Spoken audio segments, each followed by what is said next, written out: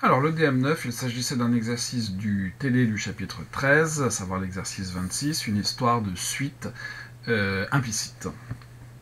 Donc, première question, montrer que la fonction f réalise une bijection de R sur un intervalle à expliciter.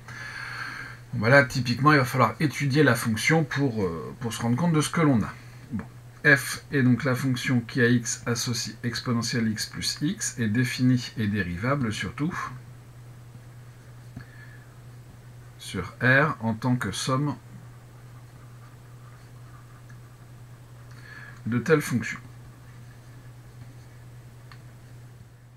Alors vous remarquez que pour justifier de la dérivabilité, je suis plus ou moins coulant sur ce qu'on écrit.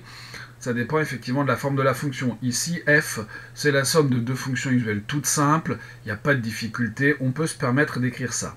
Par contre, dans des exercices du type équation fonctionnelle, comme on en a déjà rencontré, où ça dépend d'une fonction f qu'on ne connaît pas vraiment, là, il vaut mieux être un petit peu plus rigoureux. Donc, je me donne ensuite un réel x, et je calcule f' de x, qui bien sûr vaut exponentielle de x plus 1, qui est strictement positif, puisque l'exponentielle, vous le savez, est strictement positif, et le plus 1 ne fait que conforter ça. Donc de fait, la fonction f va être strictement croissante sur R, et on va pouvoir s'intéresser à ses limites. La limite, lorsque x tend vers plus l'infini de exponentielle de x plus x, c'est plus l'infini. Je pense que c'est pas la peine de détailler plus, c'est la somme de deux fonctions qui tendent toutes les deux vers plus l'infini. Pas de souci là-dessus. En moins l'infini, par contre, alors pour le moment, hein, dans très brève échéance, la fin de cette semaine peut-être, on aura des moyens beaucoup plus efficaces, mais pour le moment, on ne les a pas encore. Donc ensuite, je vais factoriser. J'ai f de x qui est égal à, je mets ce qui m'intéresse en facteur, c'est-à-dire exponentielle de x. Cela étant, si je mettais x en facteur, ça fonctionne aussi. On peut mettre x en facteur. Exponentielle x sur x plus 1. Or, exponentielle x sur x tend vers plus l'infini lorsque x tend vers plus l'infini. C'est ce qu'on appelle les croissances comparées. Donc je vous rappelle que les croissances comparées, c'est pas n'importe quoi, c'est pas une espèce de phrase magique qui fait que dès qu'on a une forme indéterminée, avec de l'exponentielle, eh bien on peut appliquer ces croissances comparées. Non, non, non, ce sont des formules bien précises. Donc les exponentielles x sur x puissance n en plus l'infini vont tendre vers plus l'infini, et en moins l'infini, les x puissance n exponentielle x tendent vers 0. Par croissance comparée. Donc exponentielle x sur x plus 1 tend vers plus l'infini lorsque x tend vers plus l'infini, et par conséquent, f aussi.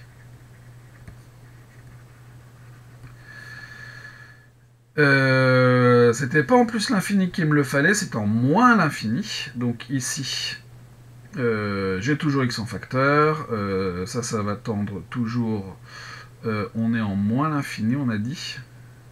On est en moins l'infini, donc j'ai même pas la peine de m'embêter avec tout ça. Alors, ce que j'ai fait, c'est pas faux, mais c'est pas la peine de s'embêter avec tout ça. On est en moins l'infini. Donc la limite, lorsque x tend vers moins l'infini de l'exponentielle, c'est 0, et plus le x, moins l'infini. D'où notre tableau de variation. Moins l'infini plus l'infini, hop, moins l'infini plus l'infini. Et donc, c'est pas le tableau de variation qu'on me demandait, c'est de montrer que f réalisait une bijection. F est continue sur R, strictement croissante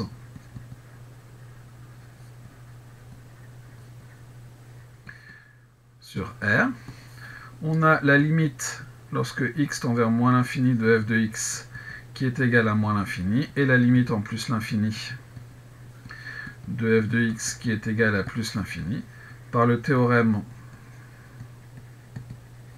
de la bijection, qui est un corollaire du théorème des valeurs intermédiaires, mais qui n'est pas exactement le théorème des valeurs intermédiaires. Je vous rappelle que dans le théorème des valeurs intermédiaires, on n'a pas besoin de la monotonie ou de la stricte monotonie de la fonction, mais en contrepartie, on perd l'unicité, et donc le fait que la fonction soit bijective. Par le théorème de la bijection, f réalise une bijection de R dans R. Alors je vous rappelle que les f admet une bijection, ce sont des phrases qui n'ont aucun sens et donc que je ne veux pas voir ni entendre encore. Et donc on a terminé la première question, l'intervalle à expliciter étant l'intervalle R. Deuxième question, justifier que pour tout entier positif n, l'équation f de x égale n possède une unique solution que l'on notera par la suite xn. Eh bien, on peut réappliquer le théorème de bijection ou le corollaire du théorème des valeurs intermédiaires, mais on va plutôt utiliser la question précédente qui nous dit que f est bijective. F est bijective de R dans R. Donc, tout réel admet un unique antécédent par F.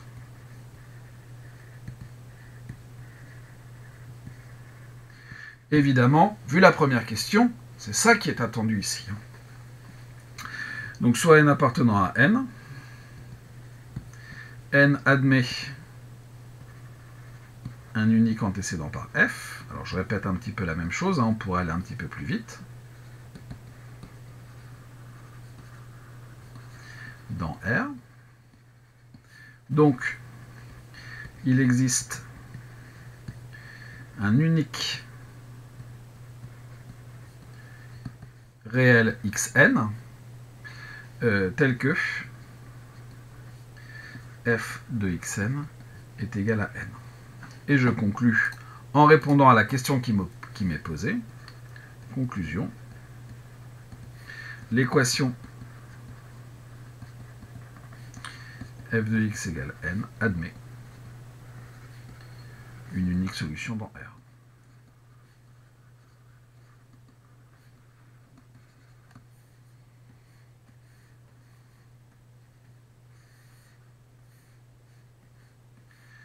Encore une question de régler.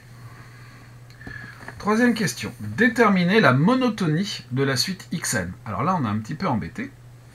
Qu'est-ce que l'on a comme information? J'ai f de xn qui est égal à n. Et f de xn plus 1 qui est égal à n plus 1. Donc, par conséquent, f de xn est strictement plus petit que f de xn plus 1. Comme la fonction est croissante, qu'est-ce que c'est qu'une fonction croissante? Une fonction croissante, c'est une fonction qui conserve l'ordre, alors même strictement croissante, hein. Ce qui veut dire que les antécédents sont rangés dans le même ordre que les images. Or, f est strictement croissante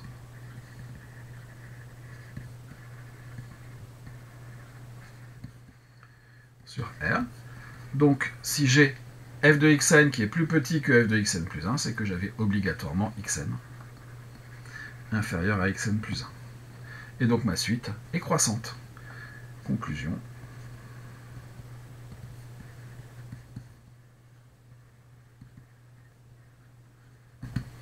La suite xn est croissante.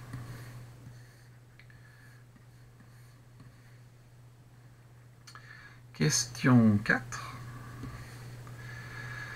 Démontrer que pour tout n, ln de n moins ln de n inférieur à xn inférieur à ln de n. Bon, qu'est-ce que j'ai comme information sur xn? Il faut toujours qu'on revienne à ça parce que c'est notre seule information. Soit n appartenant à n étoile, même strictement plus grand que 1, soit n appartenant à 1, n strictement plus grand que 1. Ce que l'on a comme information, c'est que f de xn est égal à n, c'est-à-dire que exponentielle de xn plus xn est égal à n. Voilà l'information que j'ai. Bon. Que faire avec ça? Il y a du log qui apparaît. Très bien. Si je passe au log directement, qu'est-ce que je vais avoir? Eh bien, je vais avoir ici un ln de exponentielle de xn plus xn dont je ne pourrai rien faire. Donc ce que je vais faire, c'est que je vais soustraire xn de chaque côté.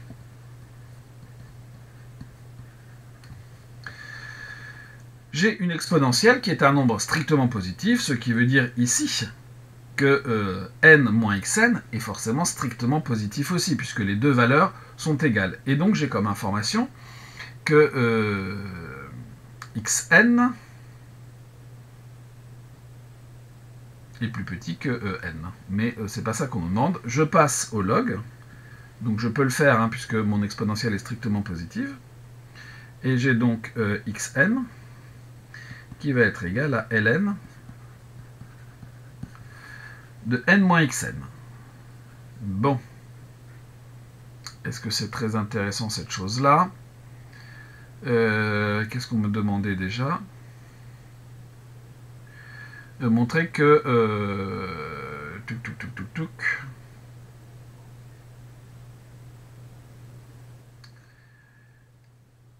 que ln de que xn est inférieur à ln de n. C'est ça qu'on me demande. Et là, bah, ça ne m'amène pas à grand chose. Bon. On va faire autrement. Il faut montrer que xn est plus petit que ln de n. Et pour ça, je peux compter sur la croissance de ma fonction. Et je peux calculer f de ln de n. F de ln de n, c'est quoi? C'est exponentielle de ln de n plus ln de n, c'est-à-dire n plus ln de n. Et comme n est strictement plus grand que 1, c'est même strictement positif, car n plus grand que 1, alors, hop. Et donc ça c'est plus grand que n. Donc par croissance de f, donc alors on a, je vais réécrire les choses comme ça, on a donc f de ln de n supérieur à f de xn, puisque f de xn est égal à n, par croissance de f, eh bien xn va être plus petit que ln de n. Alors même supérieur, enfin l'inégalité est stricte. Et pour l'autre, je vais faire pareil, je vais calculer f de ln de n moins ln de n. Ça c'est donc exponentielle de ln de n moins ln de n, plus n moins ln de n, c'est-à-dire n moins ln de n, plus... j'ai oublié un ln, plus ln de n moins ln de n. Et ça, c'est comment? Eh bien, or, on peut continuer le travail. Hein. Donc c'est donc n plus ln de n moins ln de n sur n, c'est-à-dire n plus ln de 1 moins ln de n sur n. Or, ln de n est positif, donc 1 moins ln de n sur n est inférieur à 1, et par conséquent,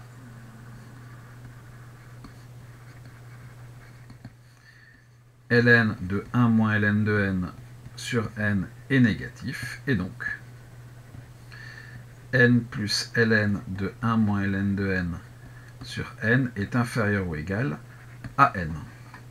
D'où f de ln de n moins ln de n est inférieur à f de xn. Et là, on va également invoquer la croissance de f.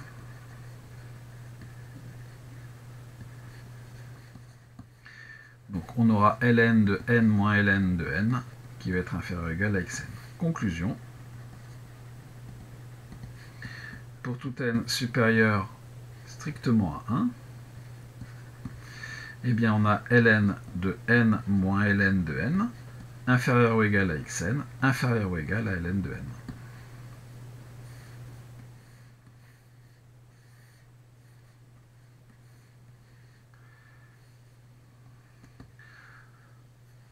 On déduit la limite de la suite xn, puis celle de xn sur ln de n. Bon. Déjà, on peut remarquer que la limite, lorsque n tend vers plus l'infini de n moins ln de n, on va savoir la calculer. Soit n appartenant à n, n avec n plus grand que 1.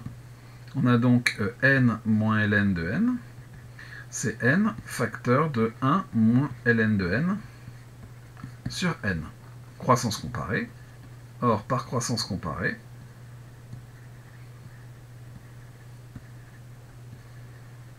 là encore, c'est pas n'importe quoi, hein.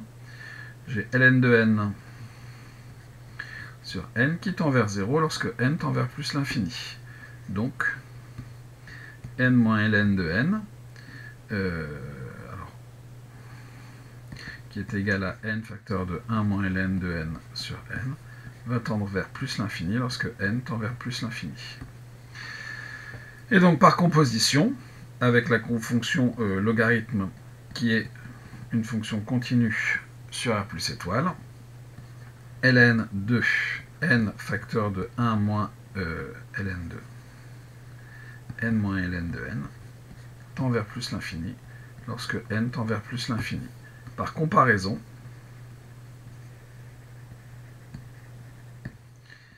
xn tend vers plus l'infini lorsque n tend vers plus l'infini. Par comparaison, puisqu'ici, bien sûr, on a montré que xn était encore plus grand que ça, qui tend déjà vers plus l'infini. Ensuite, xn sur ln de n, soit n appartenant à n, n plus grand que 1, on a eh bien, ln de n moins ln de n sur ln de n, plus petit que xn sur ln de n, plus petit que ln de n sur ln de n, qui nous fait 1. Maintenant, ce qu'il faudrait démontrer, ce qu'il faudrait qu'on arrive à démontrer, c'est que cette fraction-là tend vers 1.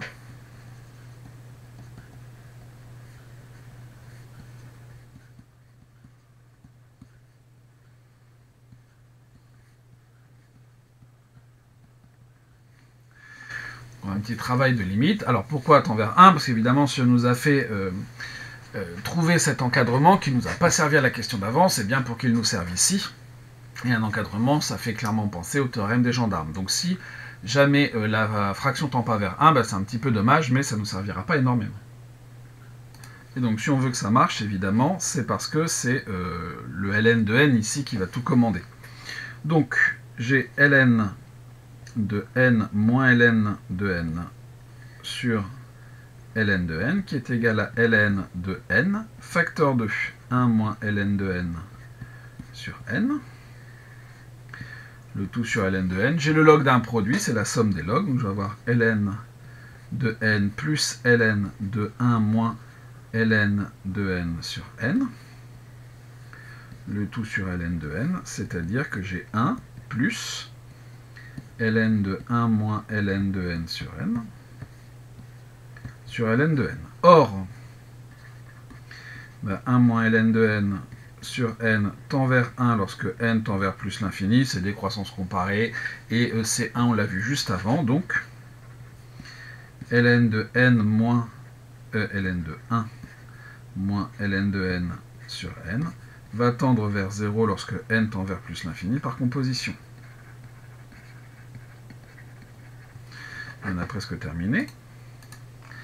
Et puis le ln de n qui est au dénominateur, il ne fait que précipiter encore plus cette fraction vers 0. Donc, ln de 1 moins ln de n sur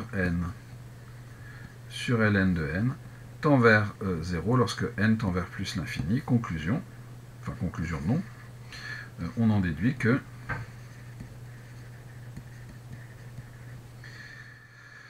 ce truc-là, ln de n moins ln de n sur ln de n tend vers 1 lorsque n tend vers plus l'infini, par le théorème des gendarmes.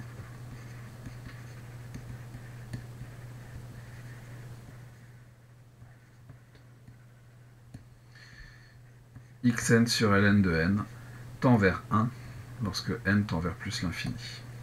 On dit que Xn est équivalent à ln de n. On verra ça dans le chapitre que l'on va commencer probablement mercredi.